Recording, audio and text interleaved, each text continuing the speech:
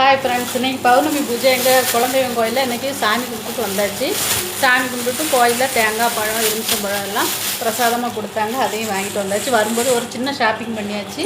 ஷாப்பிங்கில் இது கோயிலில் கொடுத்தது காலண்டரு. இது கோயிலில் கொடுத்து வாங்கியாச்சு.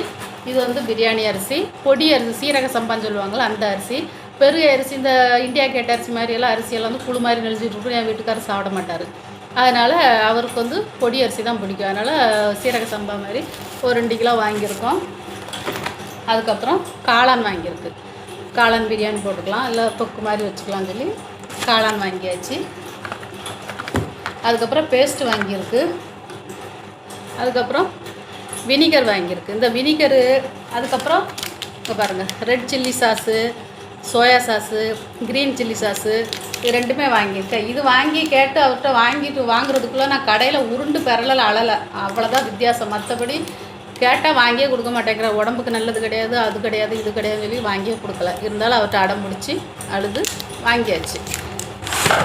Vinegar, soya sauce, red chilli sauce, green chilli சாஸுன்னு வாங்கியாச்சு.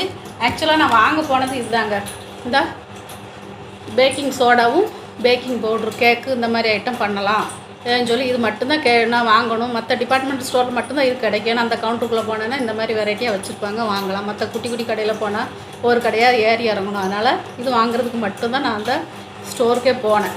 கடைசியில் என் கண்ணில் பட்டதெல்லாம் இதையும் சேர்த்து வாங்கியாச்சு. இது வாங்கி தரத்துக்குள்ளே அவர் அழுக.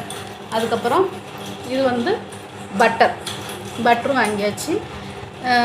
எதை கேட்டாலும் அது வேண்டாம், இது வேண்டாம், இது வேண்டாம் பாரு. சரி, நீங்கள் பாட்டு சொல்லுங்கள், நான் எனக்கு வேணுங்கிறத நான் எடுப்பேன்னு சொல்லி இது பன்னீர் வச்சுக்கலாம், நாளைக்கு பன்னீர் பிரியாணி மாதிரி போட்டுக்கலாம்னு சொல்லி வாங்கியாச்சு.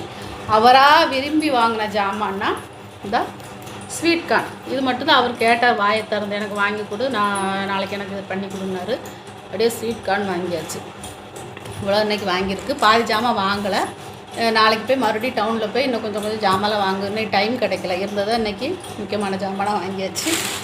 வீட்டில் சமைக்கணும், லேட் ஆகிடுச்சு. அதனால் எதுவும் செய்ய வேண்டாம்னு சொல்லி வரும்போதே கடையில் இட்லி, தோசை இந்த மாதிரி ஐட்டம் தான் வாங்குவோம். மற்ற எதுவுமே புரோட்டா இதெல்லாம் வாங்க மாட்டோம். அதனால் தோசை வாங்கியாச்சு. எனக்கும் அவருக்கு தோசை வாங்கியாச்சு.